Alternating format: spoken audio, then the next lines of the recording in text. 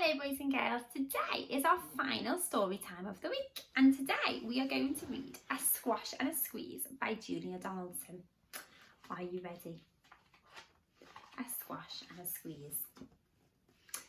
A little old lady lived all by herself with a table and chairs and a jug on the shelf. A wise old man heard her grumble and grouse, "There's not enough room in my house." "Wise old man, won't you help me please? My house is a squash and a squeeze." "Take in your hen," said the wise old man. "Take in my hen? What a curious plan." Well, the hen laid an egg on the fireside rug and flapped around the room, knocking over the jug. The little old lady cried, "What shall I do? It was pokey for one, it's tiny for two. My nose has a tickle and there's no room to sneeze. My house is a squash and a squeeze." And she said, "Wise old man, won't you help me please? My house is a squash and a squeeze." "Take in your goat," said the wise old man. "Take in my goat? What a curious plan." Well, the goat chewed the curtain and trod on the egg, then sat down to nibble on the table leg.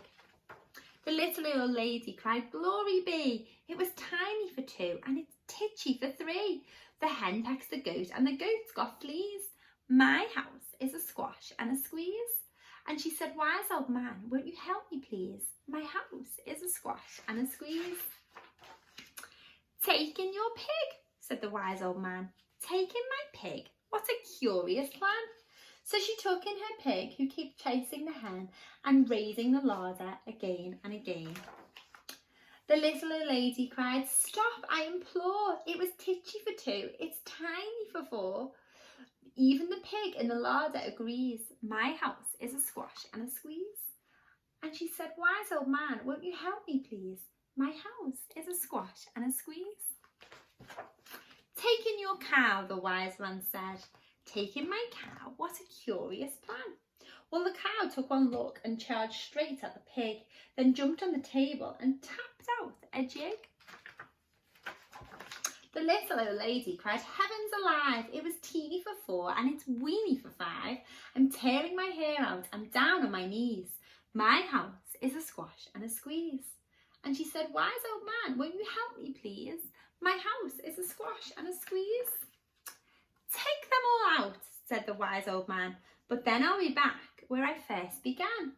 She opened the window and out flew the hen. "That's better, at last I can sneeze again." She shooed out the goat and she shoved out the pig.